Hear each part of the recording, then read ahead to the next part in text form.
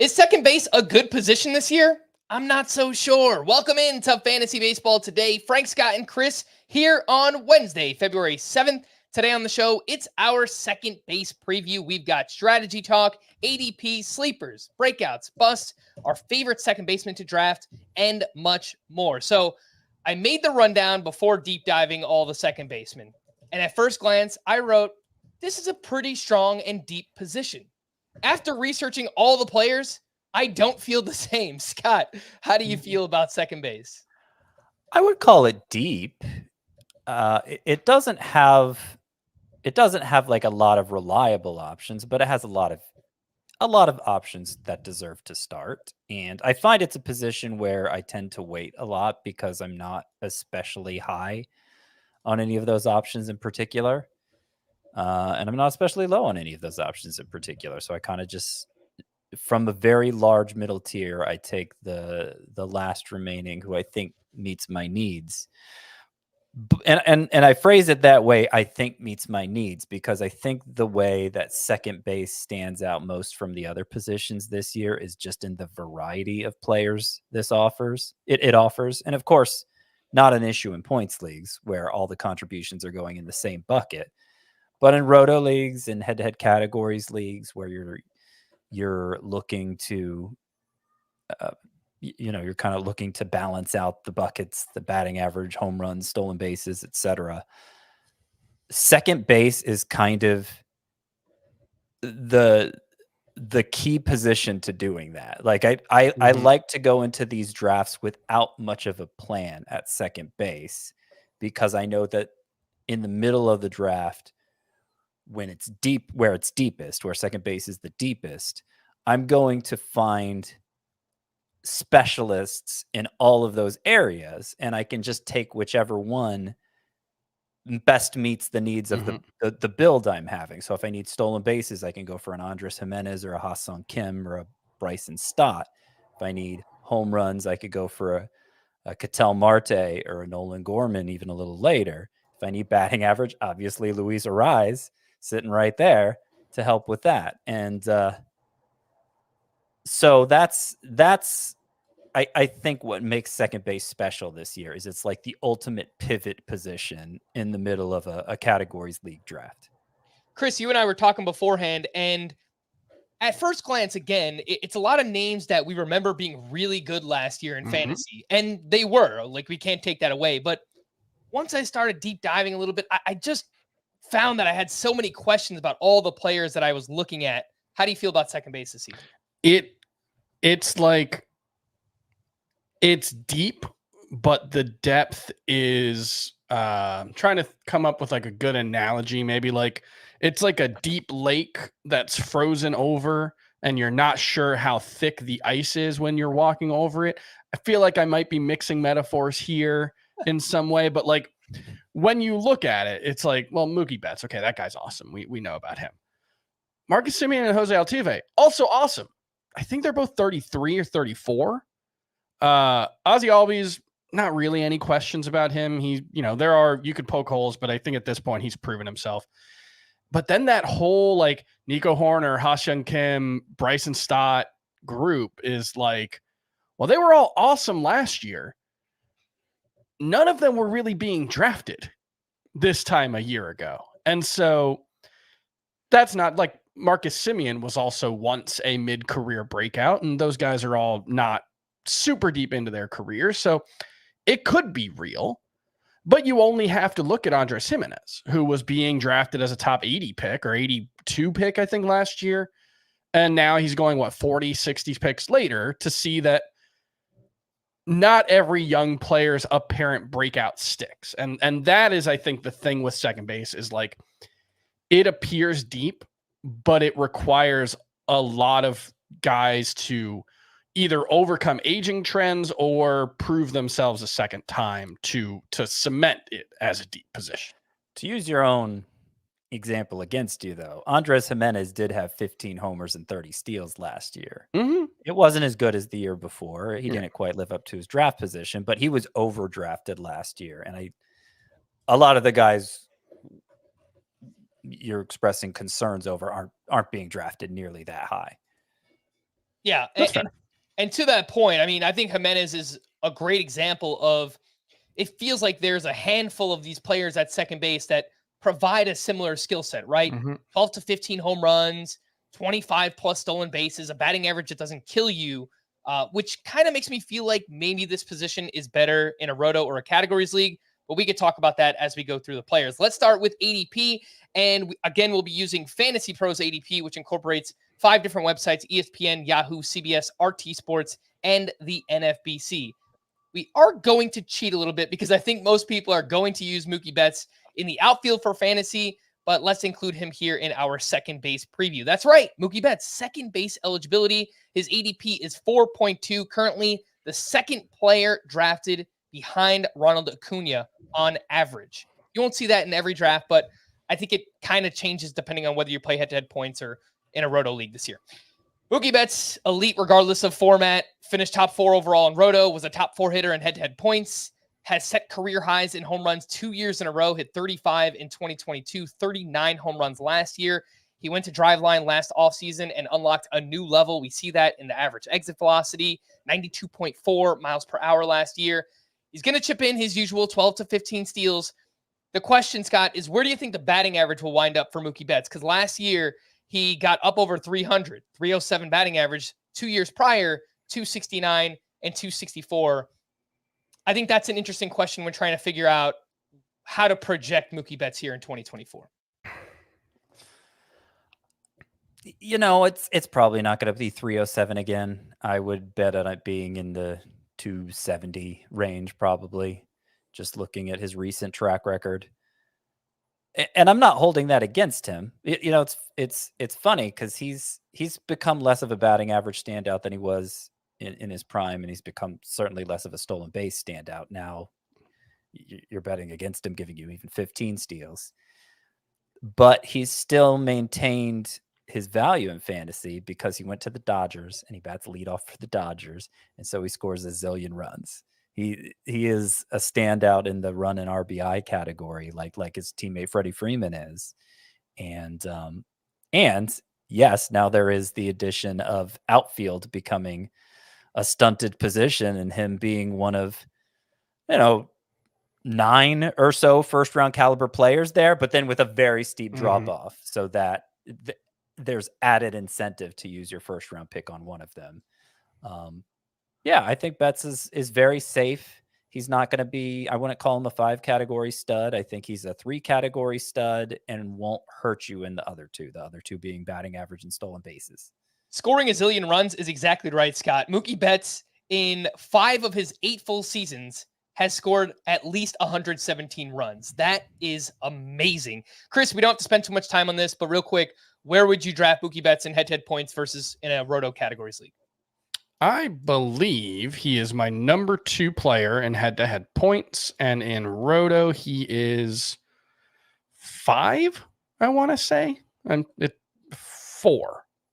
Yeah, so yeah, that's exactly what I have. 2nd in head-to-head points, 4th. Oh, sorry, I have 6th in roto. 2nd in head-to-head points, 6th in roto. I do have Fernando Tatis ahead of him, but and you also have Corbin Carroll, which Frank doesn't. Yes.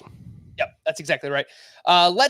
Before we get on to Ozzie Albies, just a reminder that the Super Bowl is here. Super Bowl week is here. Stream wall-to-wall coverage with our CBS Sports HQ team of hosts, insiders, and analysts as they tackle the biggest storylines, interview the game's brightest stars, and keep you up to date with the latest betting odds and much more leading up to the best Sunday of the year. That's right, the 49ers taking on the Chiefs this Sunday. Let's get on to Ozzie Albies here, who has, Ozzie Albies and Marcus Semien. You look at ADP right around the 2-3 turn in a 12-team league.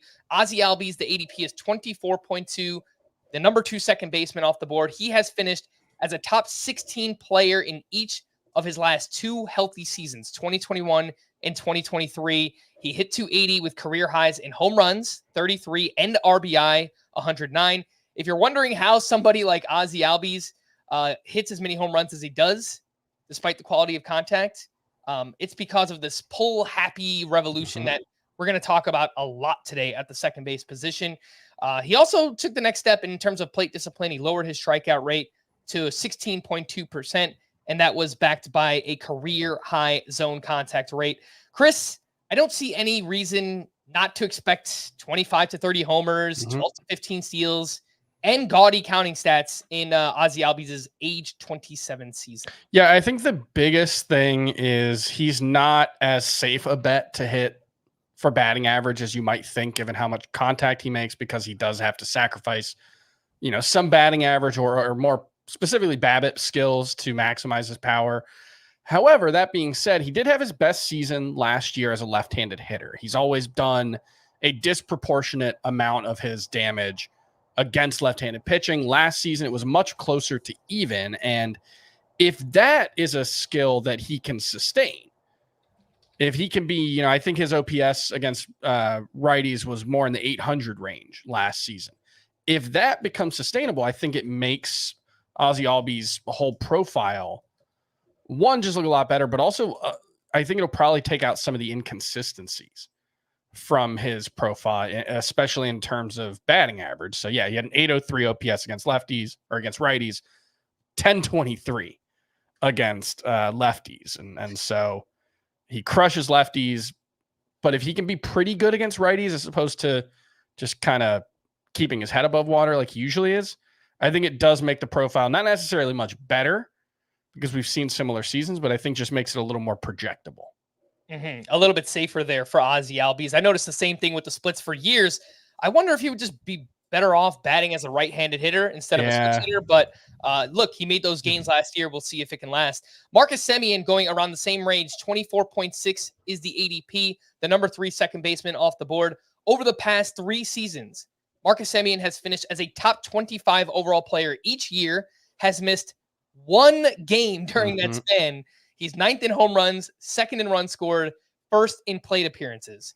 Semien is the volume play in fantasy. 724 plus plate appearances each of the past 3 seasons. He leads off for one of the best lineups in baseball. Like Albies, Semien does not hit the ball hard, but you guessed it, 26 of his 29 home runs went to the pull side. Scott, Semien's getting up there in age. He's 33 years old. And eventually he's not going to be a volume play. But I don't really see anything that says he won't be in 2024. Maybe it just comes out of nowhere, but everything kind of is still intact here for Semien in his age 33 season. Yeah, I don't see any reason beyond just, well, he's another year older to think Marcus Semien's going to fall off. I kind of have trouble talking about him. I kind of have trouble talking about Semien and Albies both without bringing Jose Altuve into the conversation. So I'm going to go ahead and do that now and just keep this preview moving right along. Because Altuve is the one I actually rank the highest of the 3. I think those 3 are a very clear tier of elite second baseman. You got Mookie Betts, the first rounder, kind of doing his own thing. But then you have Altuve, Albies, and Semien as a very clear tier of elite second baseman. And I get why Altuve is going the latest of the 3 because he has an injury history while the other 2 are Ironmen. But of course, most of the time Altuve missed last year was a broken thumb in the World Baseball Classic, and that's not really something you expect to happen again. And just in terms of what they bring to the table, I mean, Altuve is clearly the best source of batting average of the 3.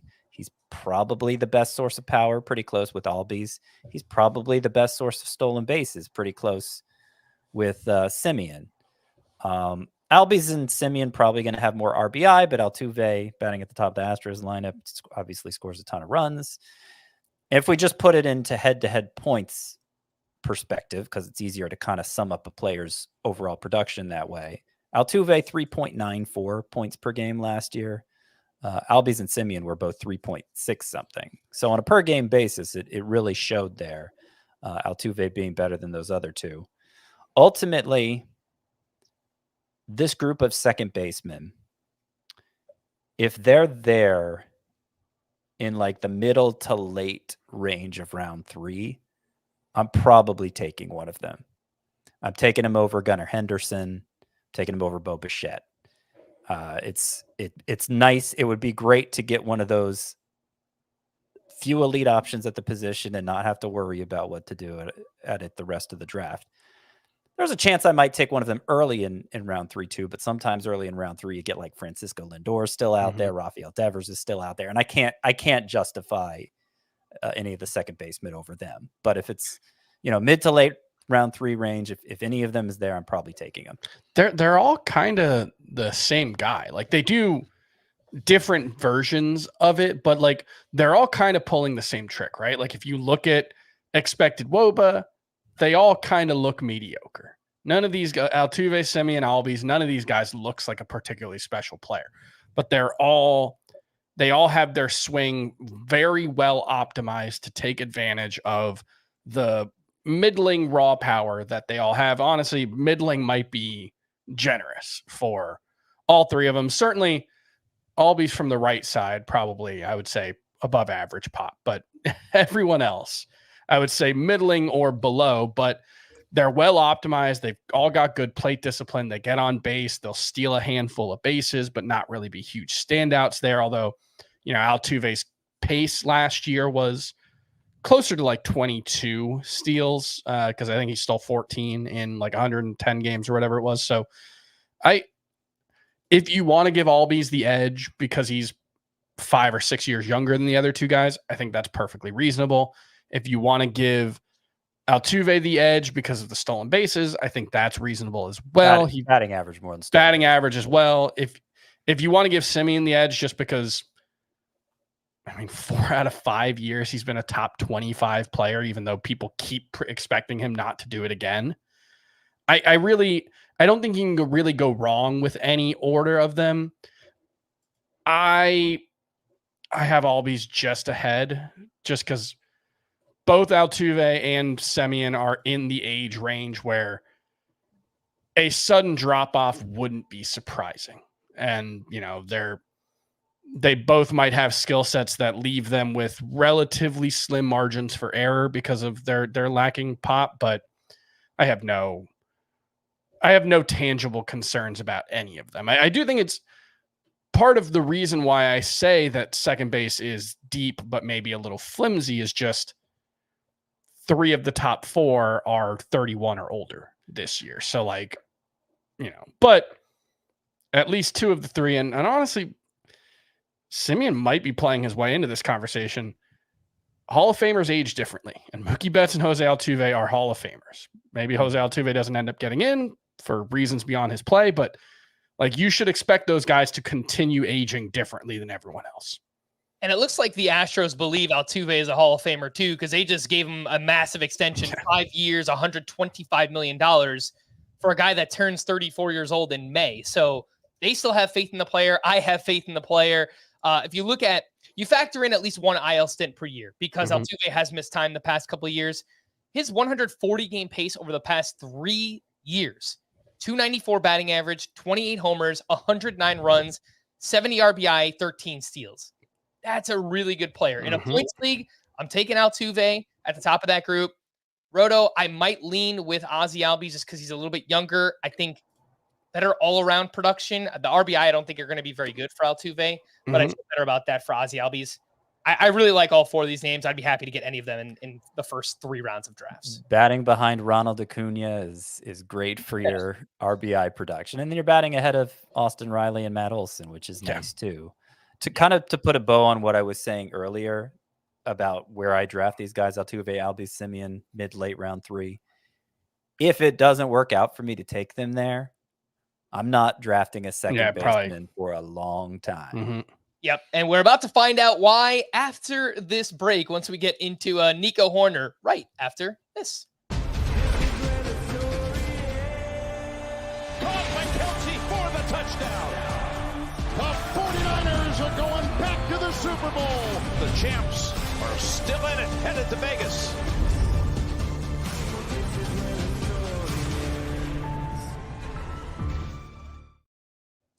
Welcome back in. Let's continue on with second base ADP. After Altuve, we drop down to the 5-6 turn in a 12-team league where we get Nico Hoerner and Matt McLain. Both players also have shortstop eligibility. Nico Hoerner, 59.4 is the ADP. He's the 5th second baseman off the board.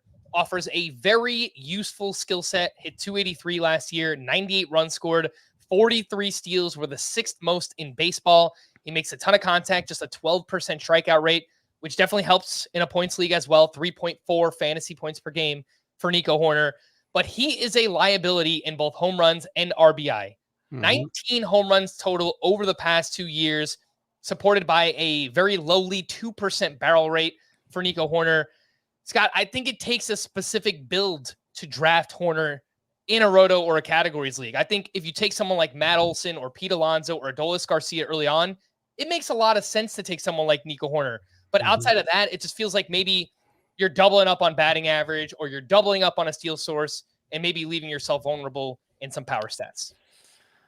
Yeah, I mean, what I was saying earlier, it takes a specific kind of build to draft probably every second baseman from this point forward, but Hoerner might be the most extreme example of that. I'm kind of surprised how high he finished in the overall roto rankings, considering, okay, he was helpful in batting average. It's not like he was competing for a batting title.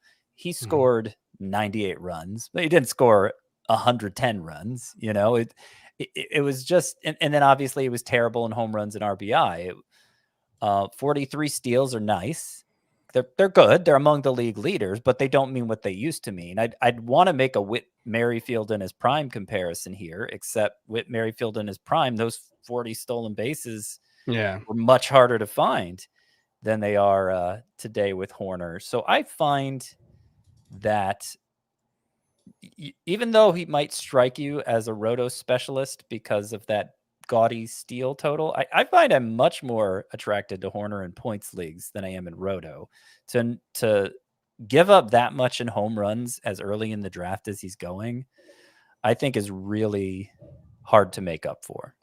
Yeah, I like the player. I don't love the price. It feels like a fairly slim margin for error. And look, you can look at it both ways on Hoerner's steals in particular, because he stole 43, 86% success rate. That's really, really good. So it does suggest if he wanted to be more aggressive, there could be room for growth and he could push to 50. That's possible. I also wouldn't be surprised if there was some regression there. And, you know, the batting average, like you said, 283, very, very good, not elite. And I think what helps is, weirdly, he doesn't walk very much. And so he ended up with the second most at bats at the position, which helps that batting average help you out even more. But yeah, end of the 5th round, 60th overall, whatever the price is, it feels a little too steep for a guy who is so clearly useful but limited. And Cubs fans, don't kill me, but as of February 7th, this lineup doesn't look very not that good great right now. Yeah. If you look at roster resource, Mike Tauchman, Nico Hoerner, Ian Happ, Seiya Suzuki, Dansby Swanson, Christopher Morel, Michael Busch, Yan Gomes, Nick Madrigal. Come on, man, Michael Busch. Maybe they go out and bring back Bellinger. I know they've been linked to Matt Chapman. They've got to do something because I don't think this lineup is going to cut it. Let's continue on with Matt McLain. His ADP is 63.8, just behind Nico Hoerner, the 6th second baseman off the board.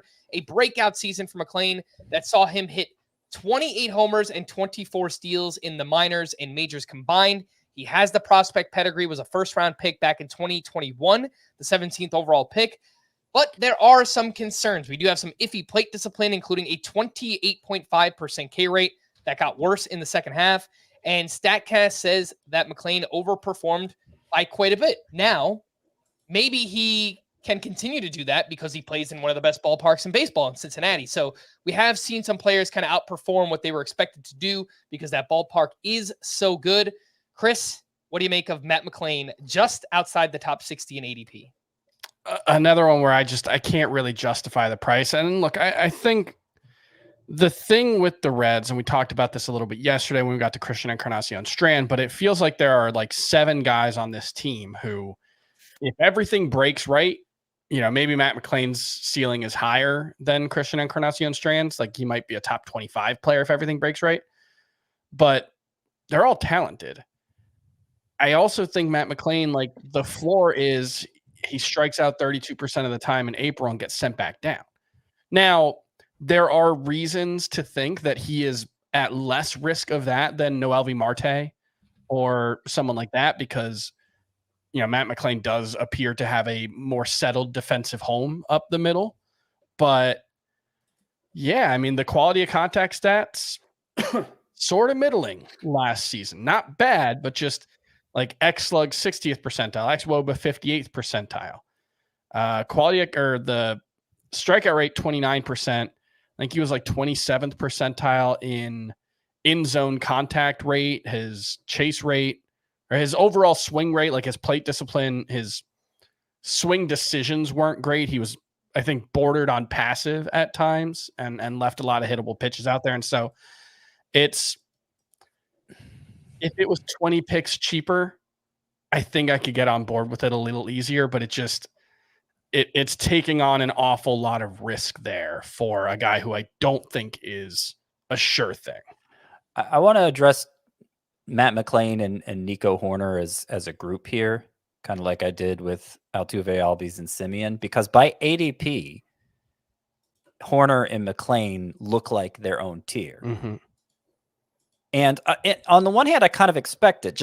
On the one hand, I kind of understand it, because if you just look at head-to-head points per game production, McLain last year was 3.41. Nico Hoerner was 3.36. That's much closer to Semien and Albies than it is to like the Ha-seong Kim, Bryson Stott types. But you got Nico Hoerner, which, as we already covered, is just a difficult set of skills to work into a typical roto build. And you've got Matt McLain, who, okay, great. Maybe he can do 3.41 points per game again. Maybe he's another one of these magical second basemen, which, Altuve, Albies, and Semien all are, where we look at the exit velocity readings and we're like, how are they this good? But they managed to be that good. But I don't think Matt McLain's cost accounts for the downside risk, which, yeah, as the year went on, that strikeout rate got closer to 30%. And usually you can only overcome a 30% strikeout rate if you make extremely hard contact, which Matt McLain doesn't do, as I already mentioned. I think part of the thinking behind maybe he's just a magical creation is at AAA Louisville last year, prior to his call-up, his numbers were ridiculous there as well. 340 with an 1154 OPS in those 40 games. But assessing him on what I know to assess him on with the little bit of a career he's had so far, McLain, the safe money says he's not going to be this good next year. Yeah, and the other thing I'll add on McLain is, unlike Albies and Altuve and Semien, who, for one thing, have just done it for long enough that it's like they're doing something that overcomes their quality of contact. And we can say that with a lot of certainty because they've done it for so long. McLain is a small sample size. Yes, he's in a good park. Does not pull the ball very often. I think his pull rate was 28% last season. So, you look at the spray chart and it's like there's a decent amount of opposite field home runs, actually more opposite field home runs than pull side home runs. And so that's not a bad thing. It just, if you want to optimize, and his quality of contact metrics are better than those other guys, so he can just overcome it that way. But if you want to optimize for power specifically, that's not the swing to do it with. He's a tough one. Matt McLain is a tough one indeed. I did want to point out, like you just said, Chris, I mean, a 10.8% barrel rate for a second baseman is actually pretty good. I mean, in the grand scheme compared to other sluggers, it's not great, but at second base, it is good. 90th percentile sprint speed does support the speed as well. I think based on the minor league profile, the plate discipline will improve. Like, he walked more and struck out a lot less last year in AAA. So I would expect that to, hopefully progress here in 2024. He's a tough one. I want to be in, but it's a pretty big price tag here for Matt McLain. After him, we drop down 2 to 3 rounds where we get Ha-seong Kim and Gleyber Torres. Ha-seong Kim has second base, shortstop, and third base eligibility. His ADP is 85.4 as the seventh second baseman off the board. A breakout season for Kim where he hit 17 home runs with 38 steals, finished as a top 70 overall player in Roto. Strong plate discipline definitely helped him in head-to-head points. He had a 12% walk rate and just a 20% strikeout rate. Does not hit the ball hard at all, but another pull-heavy approach. 45% pull rate. 15 of his 17 home runs went to left field for Ha-seong Kim. I don't find myself targeting him because, he had huge splits. He was awesome against lefties. Really not great at 682 OPS against right-handed pitching. And I think you can get similar skill sets from guys like Bryson Stott and Andres Gimenez, who are going 30 to 40 picks later. Chris, what do you think about Ha-seong Kim?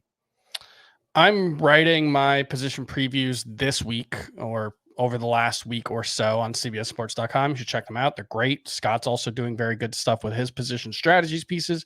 Very good stuff. Check it out. Subscribe to the Fantasy Baseball Today newsletter. I think we got all the boxes checked.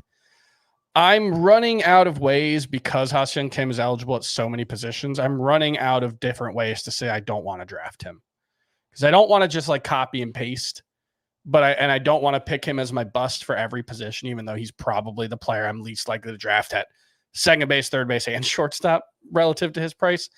I don't buy it. He's fast, but he's not blazing fast to justify, thinking that he's a 40 steal guy. He had 12 steals the previous year. He wasn't as efficient as a base stealer as Nico Hoerner in the way that you could think there might be room to grow or sustain it. I don't buy the offensive skill set as a hitter at all, even with the pull heavy stuff. I mean, we talk about like, Ozzie Altuve outruns his skill set. Yeah, Ozzie Altuve outruns like a 330 expected WOBA. Ha-seong Kim had a 313 expected WOBA. It was 309 the year before. He'd never really, in the 2 seasons prior, never really shown the ability to outperform his underlying stats. And also, he didn't really start running as much until July. He was 4 or 5 steals in the first 3 months of the season each, and then 8, 8, and 9 the final 3 months, which kind of suggests like the Padres were just like, well, we got to try something. Let's let him. So I want nothing to do with the guy that jumped from 260th in ADP to 80th. I have a couple things to say here about Ha-seong Kim because I basically agree with what Chris is saying in terms of the skill set and the skepticism over the performance.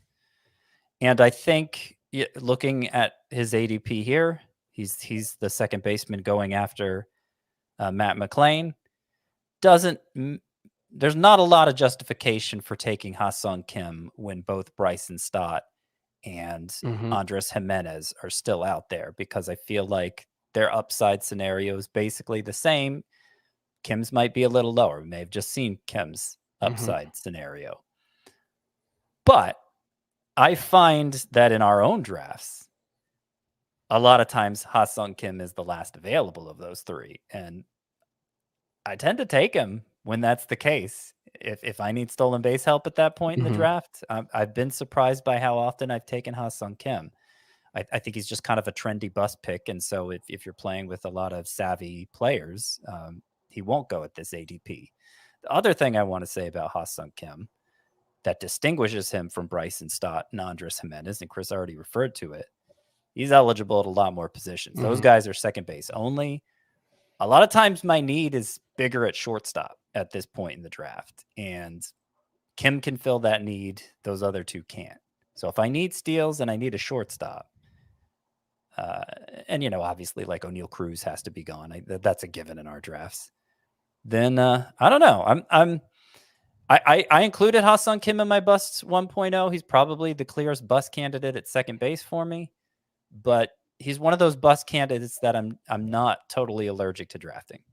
Yeah, it's not a bottom out for you, but probably more so overvalued just based on the ADP, right? I think there is bottom out potential. Don't get me wrong, or for all the reasons Chris mentioned. But I don't know. It's this new environment that was introduced last year is so inviting for stolen bases that to say, okay, Ha-seong Kim stole 38 last year. He had what, 12 the year before? 12, yeah. That's basically meaningless to me. Sure. Because it's such a different environment. And like he went crazy as the year went on in stolen bases. He played 22 games in September, stole 9 bases while reaching base at a 265 clip. It was a horrible month for him. He ran every time he reached base, basically. Yeah. Yeah, pretty much. And so I think he and the Padres have discovered, I don't know, they just changed managers, right? So that adds a wrinkle. But if nothing else, he has discovered that this is a way he can contribute to the team in this new environment. And I expect it to continue, even if I have doubts about the power production. I have more faith in the steals. Like, I think he's a pretty good bet for 30 plus. It's more just that, like, it might be 30 plus with just nothing else.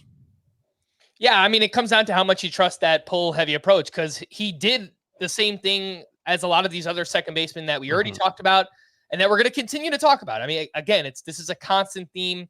Middle infielders pulling the ball a lot to try and tap into whatever it might be, 15, 20 home run upside. Somebody who does not have to do that is Gleyber Torres. His ADP is 92.6. He's the 8th second baseman off the board. After some weird years in 2020 and 2021, Gleyber Torres has proven he's back to being a useful player in fantasy, has 24 plus homers in back-to-back years, has 10 plus steals 3 years in a row, made some huge strides in terms of plate discipline, a 10% walk rate last year to go along with a career best 14.6% strikeout rate. Will that maintain? Remains to be seen. The expected stats really like what Gleyber Torres did last year. 282 XBA, 478 expected slug, and he got better in the second half where he hit the ball harder and started pulling it more as well. Scott, Gleyber Torres entering his age 27 season. It's a contract year. For all the reasons I mentioned, it kind of feels like Gleyber Torres is a second baseman to buy at his cost. Okay. I don't know. He doesn't really, in terms of overall output, he doesn't stand out to me from all the others going in this range. And so I group him in with that. Okay, what do you need most at this stage of the draft? If power is what you need most, and you want somebody who's not going to kill you in stolen bases and batting average the way Nolan Gorman might, then I think Gleyber Torres is a fine pick in this range. I don't see him being any better really than he was the last 2 years, hitting 257 to 273 with about 25 homers, about a dozen steals. But at this stage, at this position, I think that's, I don't think there's anything wrong with that. So one thing with Gleyber Torres, I was kind of shocked at how much I liked him once I started like digging in a little bit more. Did you realize his expected batting average last season was 10 points higher than Nico Hoerner's, and I believe 15 points higher than Bryson Stott? He actually struck out, I believe, less often than, let me get this right. I think he struck out less often than Bryson Stott, a little more often than Nico Hoerner. 14.6%. Yeah. 91st but the thing is, rate. He did that while also having the highest expected WOBA on contact that he's had since 2019. So he cut his strikeout rate without having to sacrifice quality of contact. It's a 1 season sample size. So, we talked about Matt Olson yesterday going from 17% strikeout rate to like 28% from 1 year to the next one. I'm not saying it's a sure thing, but if Gleyber's improvements in contact rate last season sustain, I think he could hit 285. And I think he could hit 25 to 30 homers and steal 15 bases in a really good lineup. Like, I do think there is perhaps more upside in Gleyber Torres' skill set than we've seen since 2019. I don't think he'll ever do that again. 38 homers, but I think he could be a legitimately borderline elite fantasy option. Like, if he had a Marcus Semien-esque season, it wouldn't really shock me. You see it in the runs scored, Chris. 90 runs for Gleyber last year. I think that was part of the improved plate discipline. And now, if this lineup gets to the point that we think it's going to, I don't want to jump the gun too quickly because there's still a lot of risk in the Yankees lineup right now. But if they hit, he's projected to bat 5th right now, then yeah, we could see a lot of counting stats from Gleyber Torres here in 2024. After Gleyber, we see two names going just outside the top 100, Ketel Marte and Bryson Stott. That's the round 9-10 range in a 12-team league. Ketel Marte, the ADP is 102.2, the ninth second baseman off the board. Reminded us what he's capable of when healthy. Hit 276 with 25 homers and an 844 OPS last year. Feels like somebody who might be a little better in head-to-head points leagues because of that great plate discipline. Does not strike out very much. 3.3 fantasy points per game last year. Ketel Marte hits the ball legit really hard, not just for second baseman. One thing, StatCast does say that he overachieved last year, and should we expect him to stay healthy? Ketel Marte played 150 games for just the second time in his career, and he missed nearly 30% of his available games the previous 3 years, 2020 to 2022. Scott, Ketel Marte feels like a player you buy low on when he's coming off an injury-plagued year or a letdown year. Maybe you sell high when he's coming off of one of these great years. What do you think? Well, the problem is that even during the not so great years, which are 2020 and 2022, so 3 of the last 5 years great, 2 of them not so great. But even during the not so great ones, the underlying data has suggested he's a great player. And so I'm more inclined to believe the great years for Ketel Marte. I think he's a great player. It's just a matter of, will he stay on the field? I think that's probably the bigger question. Looking at the numbers again, I feel like it's kind of the Spider-Man meme with Gleyber Torres. I actually prefer Ketel Marte to Torres because I think the batting average upside is higher. I mean, Chris made a pretty compelling case for the contrary, but 2 of those 5 years, two of the 3 great years in that 5-year span, Ketel Marte hit well over 300.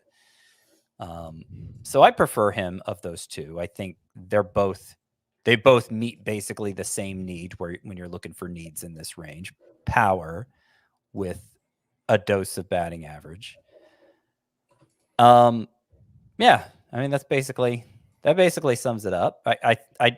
I don't think he's being drafted quite at the level he performed at last year, so I'm not so scared of making that investment in Ketel Marte. I mean, he's definitely not being drafted. He finished as the number 42 player in Roto leagues last season, and it's 102 in the Fantasy Pros ADP, and NFC drafts, NFBC is 118. So in some drafts, he's lasting until the 10th round, and that's great value. I do wish he still had outfield eligibility. It would kind of make drafting him a little easier because there's an okay chance that I already have a second baseman by this point. But yeah, I love Ketel Marte. He's a great player. I'm happy that he stayed healthy. The 10th second baseman off the board is Bryson Stott with an ADP of 112.4. A breakout season for Stott came through on that prospect pedigree. He hit 280 with 15 homers and 31 steals. Makes a ton of contact, just a 15.6% strikeout rate. 31 steals supported by 88th percentile sprint speed. Incredibly even splits versus lefties and righties. For a young lefty, I mean, this is just something I love to see out of young left-handed bats. Being able to hit both lefties and righties. You don't have to worry about platoons, playing time, none of that. Feels like Nico Hoerner with a little bit more pop here. The power metrics aren't great under the radar, but it's obviously a really good ballpark to hit in there in Citizens Bank. The only issue that I see is his spot in the lineup, currently projected to bat 6th, and I don't really see a way that Bryson Stott will move up without an injury to the Phillies lineup. So, Chris, I like the player. Again, it kind of feels like Nico Hoerner with a little bit more pop, and you're getting him about 50, 60 picks later than where Nico Hoerner is going. Yeah, and I, to a certain extent, I get viewing him as a value. I can also, I guess if there's an injury to either Kyle Schwarber or Trey Turner, maybe Bryson Stott moves up in the lineup, but otherwise he feels pretty secure in the bottom third of that lineup. And you saw last year, it was 140 combined runs and RBI. For Nico Hoerner, it was 160, 150, 156. So it's that closer than you think. It is a little closer than you think because Hoerner was such a standout in runs and Bryson Stott. The fact Hoerner bats 2nd, right? And Stott bats 6th, and they're 10 apart, 12 apart. I think 14 combined runs and RBI apart. I mean, there was twice as big a gap between Matt Olson and Freddie Freeman. I'll remind you. And look, I think Bryson Stott, like 91% success rate on steals. If you were looking for someone who could run even more than he did, I think it was 31 of 34. I think so. That's an opportunity for growth there. The thing with Bryson Stott, for me at least, is it felt like he probably hit something close to his ceiling as a hitter last season. Like you look at the spray chart and all of his home runs except for one are to the pull side. And so you think, oh, he must be in that same Marcus Semien, Jose Altuve thing. 31% pull rate. He goes the opposite way more than and now obviously that, could be more balls on the ground the opposite way, which can boost BABIP, and that's not a bad thing necessarily, but it doesn't strike me as the 15 home runs in particular feel like a ceiling. And so, if he hits more like 270 and he hits 12 home runs and he drives in 50 runs and you can start to chip away pretty quickly and get Bryson Stott, I think, to sort of also ran territory at second base. And this is what I'm talking about, Chris, where, again, it's like if you look hard enough, you're going to find things that are wrong with these players. Now, he's going outside the top 100, so it's not like he's, an early round pick. So there's a reason he's not in my bust column, despite the fact that I, tend to be pretty low on him. I do think he can run a little bit more too. It would not surprise me if we get 40 steals, but yeah, it's probably more of a 10 to 12 home run profile that we're looking at with Bryson Stott. Let's take our final break. When we return, we have two more players here in the top 12, Andres Gimenez and Luis Arraez. We'll do that right after this. Wake up to football highlights and news from around the world with the one and only Morning Footy team. Rise and shine, football fans. Welcome to Morning Footy. Start your all-day football craze with Morning Footy, part of the all-new Golazo Network. Welcome back in. Second base ADP, the 11th second baseman off the board. Andres Gimenez, 123.6 is the ADP. A tale of two seasons for Gimenez. The first 3 months were quite bad, but from July 1st on, he hit 261 with 10 homers, 22 steals, and a 749 OPS. He wound up with a career-high 30 steals on the season, supported by 93rd percentile sprint speed. We always thought that he was capable of running more. I technically still think he could run even more than he did last year. Definitely some volatility in the profile. Andres Gimenez chases pitches outside the strike zone a lot. Nearly a 43% chase rate last year, 41.6% for his career. Quality of contact declined drastically from 2022 to 2023. Scott, what are your thoughts on Andres Gimenez and maybe just the Guardians in general? How much will they run? Because they do have a new manager in Stephen Vogt. Terry Francona was there for so long. I'm not sure anyone knows, but I've been trying to figure it out. Yeah, stolen base analysis is, like I said earlier, it's really tricky at a time like this because I think teams are still learning as they go. I think players are still learning as they go. That for so long, it was considered too risky, not worth the reward to steal. But with all the advantages baked in last year, introduced to the league last year, the math has changed on that, and now it's considered advantageous to steal. And that's why we saw a 40% increase from one year to the next, most stolen bases across the league since 1987. 87, I said. And I think Gimenez exemplifies this about as well as any player. I mentioned how Ha-seong Kim upped his steals production over the course of last year. Gimenez even more drastically, 8 of his 30 steals in the first 3 months, 22 of his 30 steals in the final 3 months. And I could certainly work it out in my head that, okay, he was getting used to this new environment. There was a learning curve for how to take advantage of it, and he started to take advantage of it. And I kind of wonder if across the league we're going to see stolen bases increase again next year because of that league-wide effect of we know how to really take advantage of these 2 pickoff limits now. We can go even crazier on the bases. And so we've already seen that. I think we will, personally. Yeah. We've already seen that on a smaller scale with Gimenez. And that's why, it's kind of why, to a certain extent, I'm not as down on Stott and maybe not on Ha-seong Kim as you guys, because like I just think they're going to run so much that for the cost here, going outside the top 100 in Gimenez's case, Same with Stott. is right around 120. Yeah. You know, I he'll probably hit 12 to 15 homers. The batting average, I would take the over if we're setting the over under at the 250 he just hit. I would take the over. I don't know that he's going to hit 297 again, but I think there's a lot more good than bad to be had here at this price. And I'll just say the biggest difference between Andres Gimenez and Nico Hoerner and Ha-seong Kim and Bryson Stott to a lesser extent just because the price is fairly similar, but the biggest difference is those guys hit 270, 280 last year, and Andres Gimenez hit 251. And we know batting average is a skill. Players own their skill.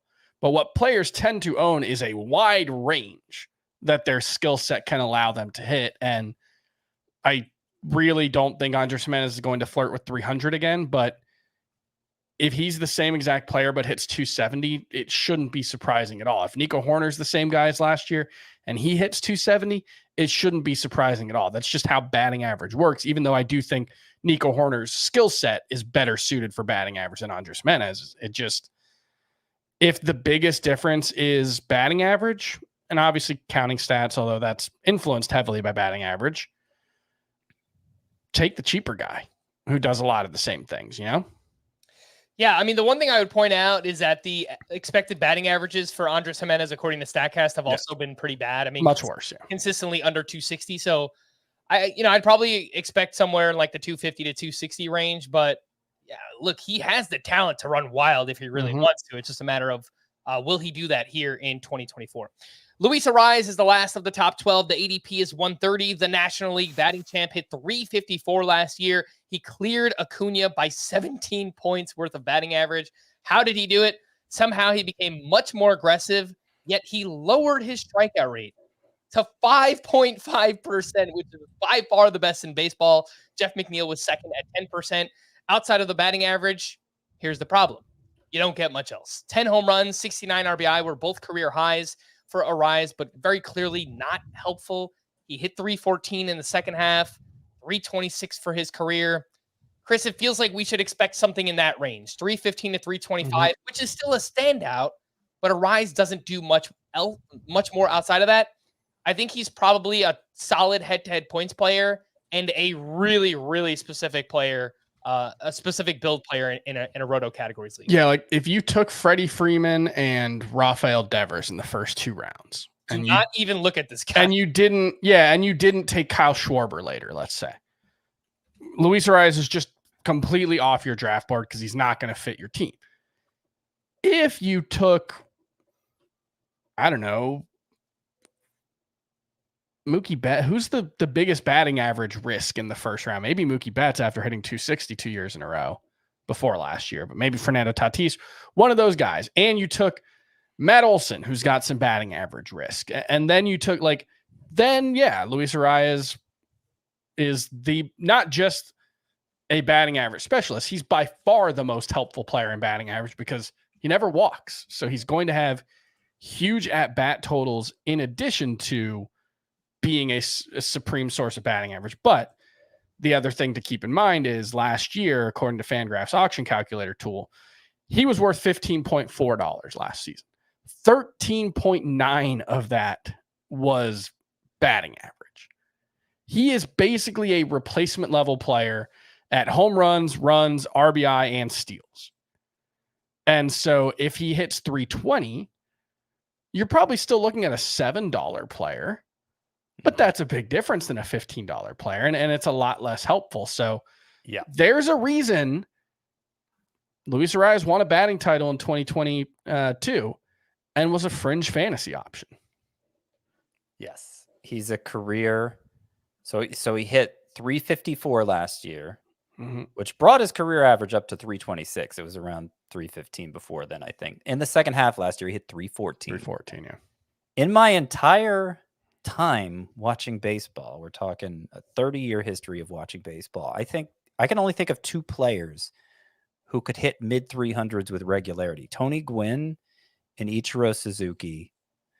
I guess maybe some of those Rockies hitters in the pre-Humidor days, like Larry But Walker. players who played real baseball. It's been a couple decades since we've had any of them. I don't think Luis Arraez is going to reverse that trend. And I think Ichiro is a good example. Here's his year. Like, Luis Arraez is a great hitter. He's not Ichiro. And here's Ichiro's yearly batting averages: 350, 321, 312, 372, 303, 322, 351, 310, 352, 315. That's the entirety of his prime. It's really hard to hit 350 every year. Everything has to go right. Pretty much everything went right. I will point out, Luis Arraez did have a little bit of a power surge at the end of last season. He hit 5 home runs in September. I think he had 7 of his 10 home runs in the second half. Make of that what you will. I think it's probably nothing, but I just want to throw it out there. Pay no attention to the hat I'm wearing.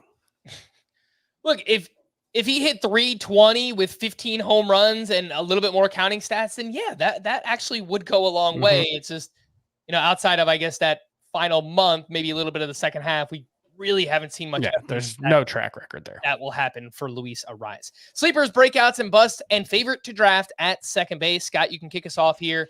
A sleeper at second base. Okay. This is a guy we haven't talked about yet. It's Brandon Lau.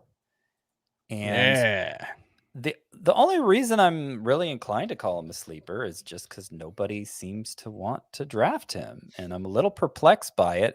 He's, according to Fantasy Pros, he's the 280th player drafted on average. Ridiculous. Yeah. We've had roto mocks, with the extra middle infield spot. We've had roto mocks end with Brandon Lau undrafted.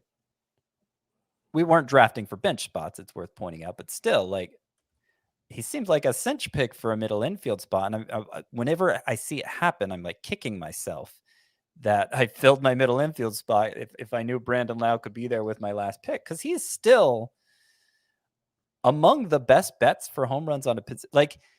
If you give everybody an equal number of at bats, I think you take Lowe over everyone, right? Maybe Nolan Gorman? Mookie Betts and Nolan Gorman maybe are the only two that are in the conversation there for home runs. And in 109 games last year, Brandon Lau hit 21 home runs. And he had 7 steals too, I'll point out. The at-bats are an issue. Mm-hmm. He's had back issues in recent years. He plays for Tampa Bay, who moves guys in and out of the lineup constantly. I get that. But he's one of the most proven hitters on Tampa Bay. He's somebody who tends to play more regularly than most of their players when he's healthy. And I think for your last round pick, potentially, there's nothing but upside there. And it's big upside. Here's his per 162 average over the past 5 seasons. 246 batting average, 35 homers, 96 RBI, 93 runs, 8 steals. That's a top 6 player at the position if he stays healthy. It's a massive if. There is 0 risk involved in drafting Brandon Lau. I'm right there with you on him as a sleeper. The ADP for Brandon Lau, 306.8. Scott pointed out the 280th player off the board. The ADP this time last year, 159. So you're getting a massive discount on Brandon Lau. Scott, Chris, a sleeper for you. Yeah, Brandon Lau was on my list. I like the guy that Frank's going to say, but I'll go with Gavin Lux for the sake of mentioning a name that we have not mentioned, because he also went to Driveline last year with Mookie Betts. That was an organizational decree that they do that. And according to reports, Gavin Lux added 6 miles per hour to his bat speed and seemed primed for a big season, and then he tore his ACL in spring training, never got the opportunity. But this is a guy before the injury was 89th percentile in sprint speed, had good plate discipline, just 1, hadn't shown the ability to hit lefties, and 2, just hadn't really developed the way we wanted to as a hitter overall. But he's another guy who's basically free, Gavin Lux. I think there's potential for him to be a contributor in stolen bases. I think he could surprise people as a hitter. He might be in a platoon to open the season. It's not really clear what the playing time is going to look like, but Gavin Lux is I think outside the top 300. And now he's 262 in NFC ADP. So is it? Because I've gotten some heat on Twitter. Why are you not talking up Gavin Lux? And I'm like, his career high in home runs is 7. His career high in stolen bases is 7. What is it? So is it really just like drive line magic? Well, it's also Progression. a little post type sleeper appeal too. It's a guy who was one of the most hyped prospect. Yeah, one of the most hyped prospects a few years ago. Has had, I mean, how many? He's only really been a full-time player once, right? Like 2021, I think he got sent down. He's had 2 years with over 300 at bats. Yes, and that's a lot, but it's not enough for me to write him off entirely. Look, we're talking. I like Brandon Lau more. I like Vaughn Grissom more, but yeah, I do think if you're looking for a late round post type sleeper to stash on your bench who could emerge as a useful multi-category contributor, I think Gavin Lux is a good one to target. There is a legit base of skills there, Chris. The plate discipline you mentioned is good. He's fast. If he can improve that bat speed and tap into can he go 15-15 with a solid batting average and good OBP? I mean, in that Dodgers lineup, that'll play as a player who's going outside the top 300. But again, you are, baking in progression there for Gavin Lux to get to that point. Sleeper for me, kind of cheating again, like I did at catcher. I chose Henry Davis. He doesn't have catcher eligibility.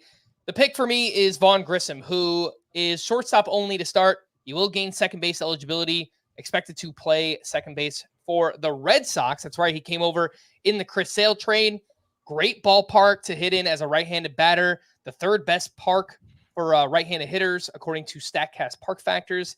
If you remember 51 games back in 2022, Grissom was arguably a league winner. He hit 291, 5 homers, 5 steals, and he's had a really good minor league career as a hitter. How well he'll do defensively, I guess that remains to be seen. But career 320 hitter with an 884 OPS in the minors, had the prospect pedigree. Now he's just going to be unleashed and play every day. I absolutely love it. If you look at the ADP over at the NFBC since January 1st, which I think is right around when the trade happened, 241. I still really like that price tag for Vaughn Grissom. Are we going to talk about him at shortstop since that's where he's eligible? Because I'll save what I want to say until then if we are. Let's save it for then because we got to keep things moving. Scott, give me a breakout at second base. This is the one I'm least confident in. This one legitimately, I think it's tough to have a breakout at second base. Yeah, I'm going to go with Davis Schneider, which is it's kind of weird to go with an even lower end breakout than your sleeper. Great mustache.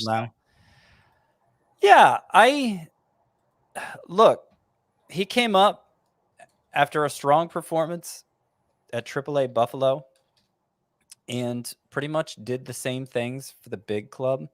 276 batting average, 8 home runs in 35 games. So he slashed 276, 404, 603. And the power and the on-base skills are what stand out most for Davis Schneider. And it's that pull side power that so he optimizes his power with the way he delivers the ball off the bat versus the angle he hits the ball at as opposed to how hard he hits the ball. But it's a trick that we've seen him pull off at a couple different levels, and including the highest one now. I don't know what the playing time is going to look like. I do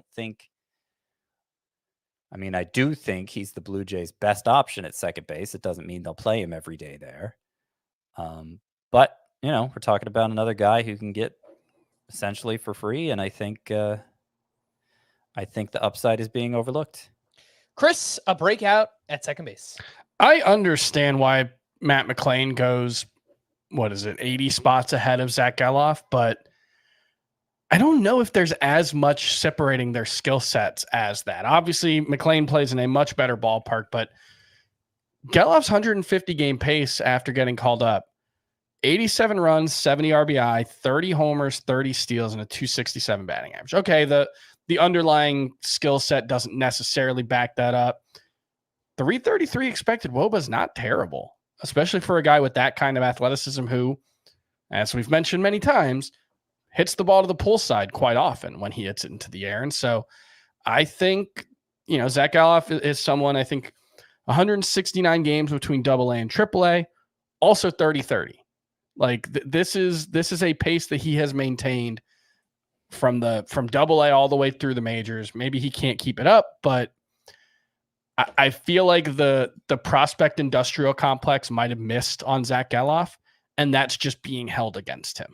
Like he doesn't have the prospect pedigree, but the production profile is very strong. Each of his average exit velocity, Zach Geloff, average exit velocity, barrel rate, and sprint speed were all higher than Matt McLain. Mm-hmm. The biggest difference that I noticed, you mentioned the team context, obviously the ballpark. Those are huge factors. The plate discipline under the hood, pretty damn scary with Geloff too. 16% swinging strike rate and a 75% zone contact rate. I mean, these are things that could completely plummet a player. Like, I mentioned McLain's. I think his was like 80% in zone contact rate. So Geloff even worse. 85%. So that's a massive difference. Yeah, but a lot of strikeouts from McLain. Different measures of plate discipline, I guess. Yeah. It just reading that swinging strike rate, it just feels like one of those things that can really bottom out. But should they go 80 picks apart? I'm not so sure. Yeah, that's the thing. And I'll go ahead and take some time to talk about Geloff here because he's the second baseman I draft the most. I had to save him for that category, so I couldn't use him for sleepers or breakouts. But yeah, in terms of expected production, for me, it's very similar between Matt McLain and Zach Geloff. And I was harping down the stretch last year. Look at that in zone contact rate. Look at the exit velocity readings. This guy can't keep it up, and he just kept it up and made a believer out of me, I guess, surpassing all the people who were criticizing me for criticizing Geloff. I don't know. Power, speed, yes, some plate discipline concerns like McLain has, different kind, like I said, but it's the same strengths and weaknesses, basically. Worse venue, worse supporting cast, but better job security for Geloff, and the production was pretty much, right there for both of them. So I'll take Geloff 80 picks later, and he's the second baseman I'm drafting most often. Zach Geloff, the ADP 141.4 as the 13th second baseman off the board. A quick breakout for me. Not overly confident in this one either, but Nolan Gorman, an interesting player. Last year hit 27 homers with 7 steals, a lower batting average. Kind of fits that mold, that slugger type, a Max Muncy, a Kyle Schwarber type. But StatCast standout, 91 mile per hour average exit velocity, 16.5% barrel rate, 97th percentile. He is a legit slugger. He improved against left-handed pitching. He was actually better against lefties than he was against righties last year. He's dealt with some injuries. He's been dealing with a back thing ever since a weightlifting incident that he had back in 2020. But was reading some articles about how he's changed his nutrition this offseason in hopes of lessening inflammation in his back. So it's something that he knows that he needs to improve and fix. And he's young enough. He's got that prospect pedigree. If he stays on the field for 140, 150 games, I think we could get 35 homers, 6 to 8 steals, something like that. I mean, big prospect pedigree. I think we could get a big season here coming from Nolan Gorman. Let's go over to Bust. Chris, we'll start with you this time. Who is a second baseman you're reporting? I don't think we need to spend too much time on it, but Ha-seong Kim, we've already talked about it. I don't buy the improvements as a hitter. If he steals 38 bases again or something like that, it probably doesn't matter too much, but there's a chance he's only a stolen base contributor this season, and that's a little scary for a top 85 pick. Scott, a bust for you. I mean, my pick is Ha-seong Kim too. I don't feel good about it because I find I'm drafting him pretty often, especially if he lasts beyond Bryson Stott and Andres Gimenez. But he's the most logical pick to bust at this position. I agree. I think he's overvalued, but the one I'll choose is Luis Arraez, the ADP at 130. I just can't imagine a scenario where I'm drafting him. Definitely not in a categories league at that point. And he averaged 3 fantasy points per game last year, but he had to hit 354 to accomplish that. So if he hits 315, 320, what are we looking at? 2.7, 2.8 fantasy points per game. I don't know that he's going to be a standout there. I really don't think he should be going inside the top 150. That is Luis Arraez. Favorite to draft, Scott, you mentioned it was Zach Geloff for you. Chris, who are some names that you target at second base? Gleyber Torres, Ketel Marte, and Nolan Gorman. Kind of depends on what my team needs, but yeah. For me, I really want to get one of those top 4 second basemen. That's kind of a cop-out. I don't want to choose a top player at every position. Oh, Mookie Betts? Yeah, I would love to get Mookie Betts. Why not? Jose Altuve, based on ADP, I mean, he's going the last of that group. I think I'm going to have a lot of Altuve. And Gleyber Torres. That's right. Give me the homer tag, whatever it might be. Doesn't provide the speed as other second basemen do, but I like the expected stats from last year. I like the improvements. I like the contract year, improvements in the lineup, 25+ homers. I think he's just a solid, jack of all trades, master of none type player. Gleyber Torres at second base. Let's get back into ADP. We left off with Luis Arraez. Zach Geloff is the 13th second baseman. We spoke about him, which brings us to number 14 on the list, Thairo Estrada, a name we have not talked about yet. The ADP is 165.6. And I was definitely skeptical last offseason, but then here he came. Estrada just came back, performed nearly as good. In fact, he was a little bit better in 2023. 2 years in a row, hitting 260 or better, exactly 14 homers, 21+ steals each of those seasons. Like we said about many second basemen, Estrada's StatCast data looks very bad. All 14 of his home runs were to the pull side, around a 48% pull rate. He gets the most out of, pulling the ball and just kind of squeezes that power out for, as much as he can possibly do. Did all of these things despite dealing with multiple injuries last year. It feels like there's this mold again, 12 to 15 homers, 25+ steals, whatever it might be. And Estrada's going among the latest. I mean, should he be included in that group, in that tier? We talked about it a little bit on the tiers episode, Scott. What do you think about Thairo Estrada in that similar mold as like a Andres Gimenez or maybe even a Bryson Stott?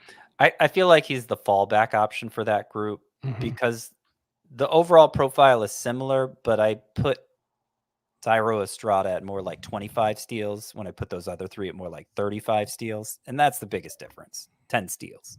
So I think those other 3 are affordable enough that I'm usually not waiting around for Estrada. Someone else who has a similar skill set here, Chris, is Tommy Edman, the ADP right after Estrada, 166.2 as the 15th second baseman off the board. Edman has had 3 really similar years in a row, between 11 and 13 homers, 27 to 32 steals, between a 250 and 265 batting average. The biggest difference for him now is that the counting stats, because he's moved down in the lineup. He went from 86 games batting leadoff in 2022 to just 42 last year. Most of Edman's starts actually came while batting ninth. I think it was 56 of his starts came batting ninth in that lineup. On top of that, he also had offseason wrist surgery. The team says that they're, quote, hopeful for the start of spring training. So something to monitor, just kind of in the back of my mind, worries me a little bit. But do you have any interest here, Chris, on Tommy Edman? I mean, sure. It's just a cheaper variation on that profile. Now, if he's not healthy by the start of spring training and there are ways that things can go wrong. And, you see the drop from 95 runs in 2022 to 69 last year, 16 fewer games doesn't explain that. Only 112 combined or 116 combined runs in RBI last season. Even if you bump that up, it's probably still pretty replacement level production across those two. So it's kind of just hoping he hits 270, hoping he hits 15 home runs and should steal 30 bases. It's a poor man's version of the Ha-seong Kim, Bryson Stott profile. But if you want that profile and you want to focus on other things early, Tommy Edman's a very reasonable fallback. And he might be the last one, at least based on ADP, that will provide that specific skill set. 12 to 15 homers, 25+ steals with a batting average that doesn't kill you. So keep that in mind if you want a player like that. I spoke about Nolan Gorman as a breakout. His ADP is 196.2, 16th second baseman off the board. Anything you guys would like to add on Nolan Gorman? Post All-Star break, only 48 games, so we don't know how much to take from it. It was a 40-homer pace. Like, he might just be a cheaper Max Muncy or a cheaper, kind of poor man's second base version of Kyle Schwarber. Like, it's not unreasonable given the quality of contact that he could find himself in that kind of company. Also, he sat a lot against left-handers last year. It was good against them. Small sample, 86 plate appearances, but yeah, his numbers were actually better against lefties than righties. Yeah. Look, it's a specific player, specific build. Obviously, it Mhm. doesn't give you really any speed at all, and it's a lower batting average. But man, if you need a middle infielder and pop at this point in the draft, I mean, bordering on pick 200, that seems like a Yeah. really, really good get there. Yeah, I think the value is great.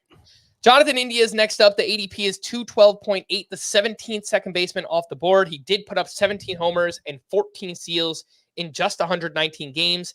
Was never really the same after the Reds started calling up some of the kids, some of the prospects on that team. They dropped India down to the middle of the lineup. 48 games from June 1st to the end of July before he got hurt. India hit 216 with 9 homers and 4 steals. He was selling out for power. He's hitting more fly balls.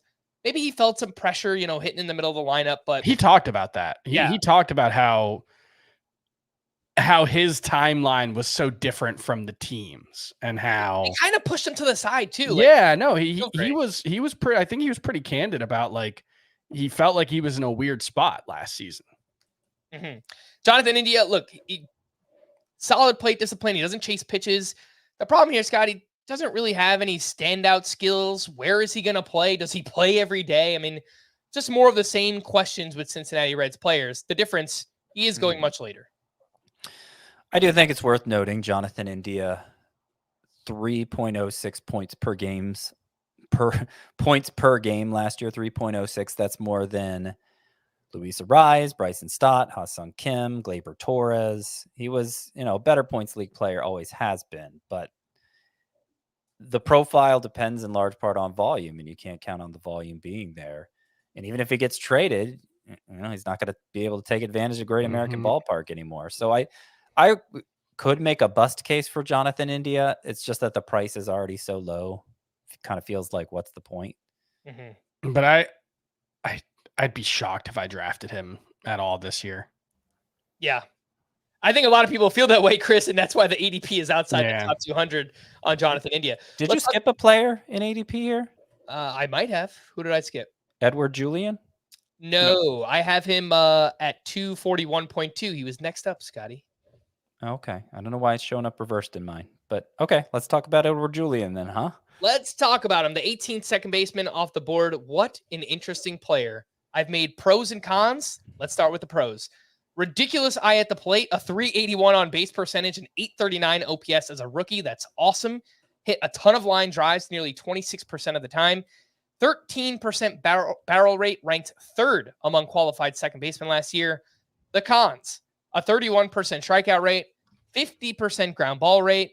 And while he has a great eye at the plate, I would argue that Edouard Julien is too passive. I mean, this is Kevin Biggio-esque passivity and plate discipline from years ago. Was also really bad against lefties on a team that loves to platoon their players. So, Scott, I have no idea what to do with Edouard Julien. I want to love Edward Julien because he is, last year, too many times probably, I called him the French Emperor of Walks, throwback to Kevin Youkilis's Greek God of Walks from Moneyball. And he, as you said, maybe a little too passive, but he got on base a ton for the Twins. He batted leadoff against righties, and now that they've traded away Jorge Polanco, it seems like he might play against lefties as well. He hits the ball plenty hard. Not insanely hard, but for a second baseman, he hits it pretty hard. Mm-hmm.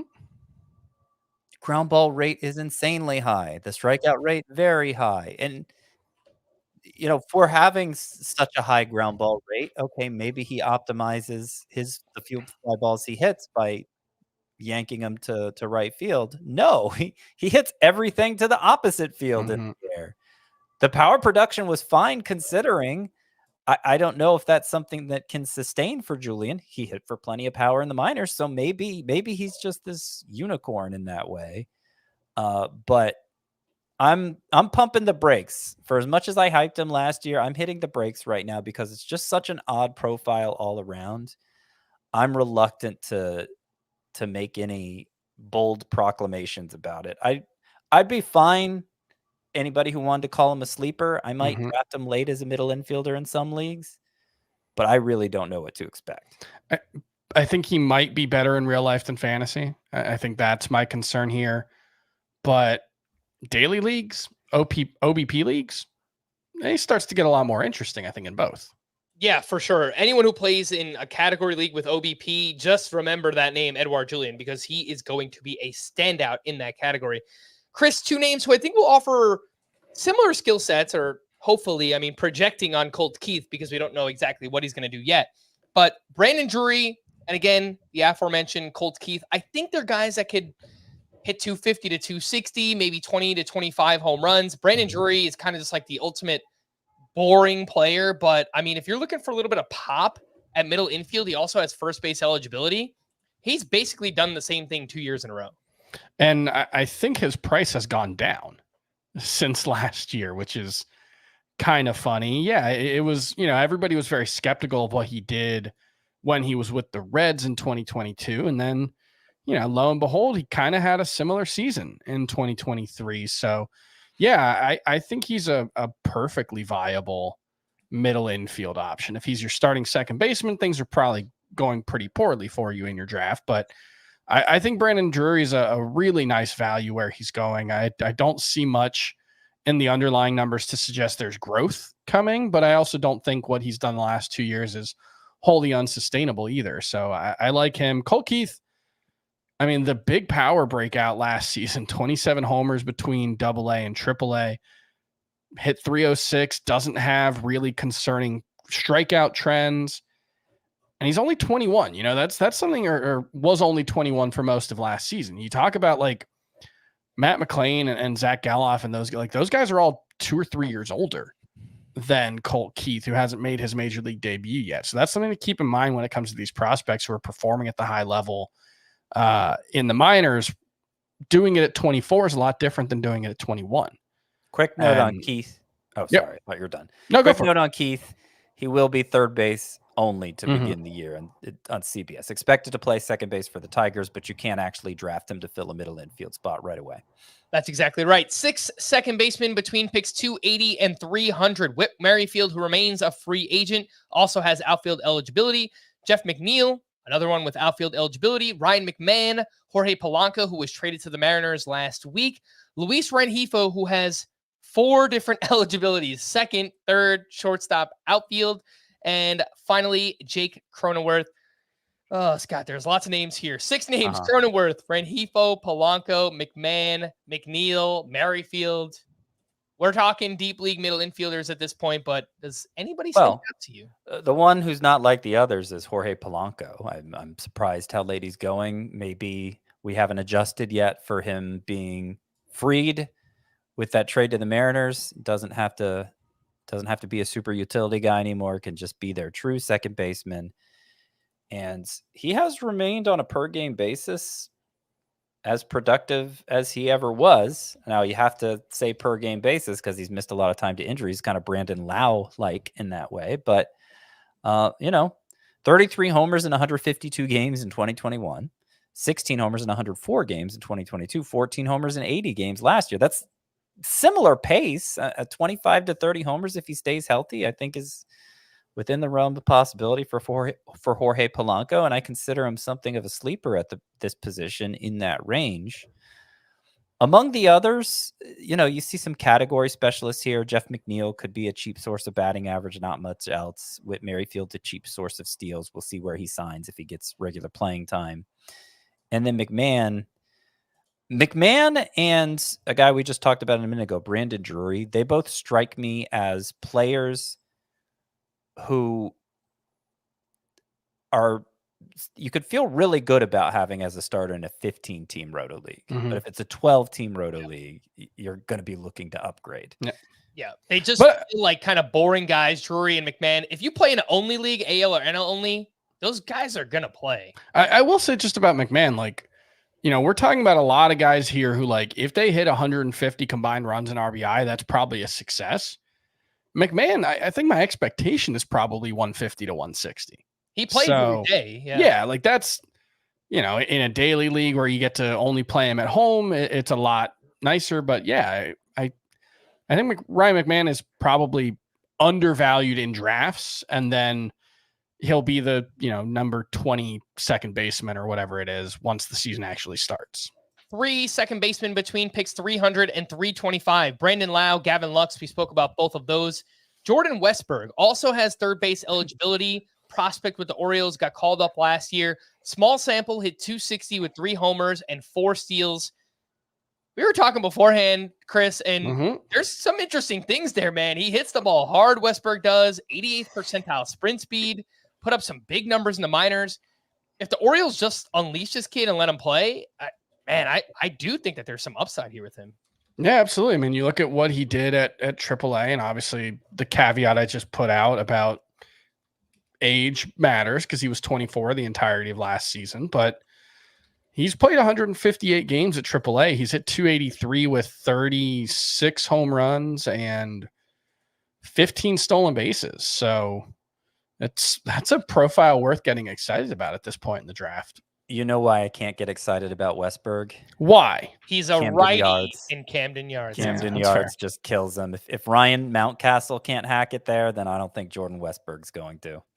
Nah, way to rain on the parade, Scott. No, it's a fair point. I mean, the cost is very low, but it's I'm skeptical. 3 going between picks 325 and 350. Brendan Donovan, who also has outfield eligibility. Old friend Miguel Vargas, way down there. Not sure what to expect at this point. And Ahmed Rosario, who has shortstop eligibility as well, remains a free agent.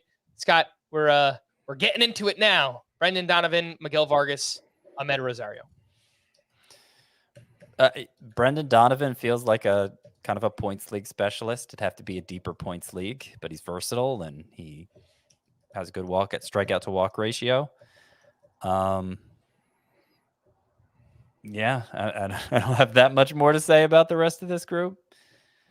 And we're right at the time limit here. We'll see where Ahmed Rosario signs, but he hasn't lived up to his stolen base potential yet. I'm not sure why that would change. 6 names between 350 and 400. There's so many second basemen. Mauricio Dubon, Geraldo Perdomo, Josh Rojas, Bryce Terang, Brendan Rodgers, Luis Garcia. Chris, you get this fantastic group.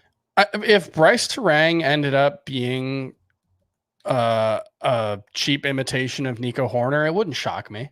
You know, there's 35 stolen base potential there. The quality of contact last year was so bad for Bryce Terang in the majors that it kind of makes it hard to expect anything from him. But it's not impossible that he hits 265 and then steals 25 to 30 bases. Yeah. At this point, I'd rather have Joey Ortiz than Bryce Terang, though. That's the thing. Sure. Yeah. I mean, I think Terang, well, the way that things are constituted right now, it's probably Terang at second, Adames at short, Joey Ortiz at third. Mm-hmm. I think. Do they trade Adames? I think that's possible. We'll see what kind of spring Tyler Black has to see if he can. Yep, that's fair. Intercept one of those spots. Speaking of Joey Ortiz, Scott, is he only second base to start the year? Yep. Oh, all right. Well, he's Joseph Ortiz. Definitely should have been on this list somewhere then. Was traded to the Brewers in the Corbin Burns trade last year. His ADP is like outside the top 600, I'm pretty sure. That's 715 in NFBC drafts right now.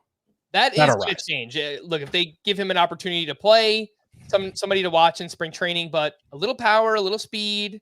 Scott mentioned last week, good exit velocities there from Joey Ortiz. He's a name to watch for sure. 3 names outside the top 400. Michael Massey, Davis Schneider, Nicky Lopez. We're not going to talk about any of those. Schneider's that low? Outside the top 400. Yeah. That's They hate your sleeper, Scott. Your breakout. Excuse me. How dare they? But yeah, we're going to wrap there. For Scott and Chris, I am Frank. Thanks as always for tuning in to Fantasy Baseball today. Please make sure to follow and leave a 5-star rating on Apple or Spotify. And we'll be back again tomorrow. Bye-bye.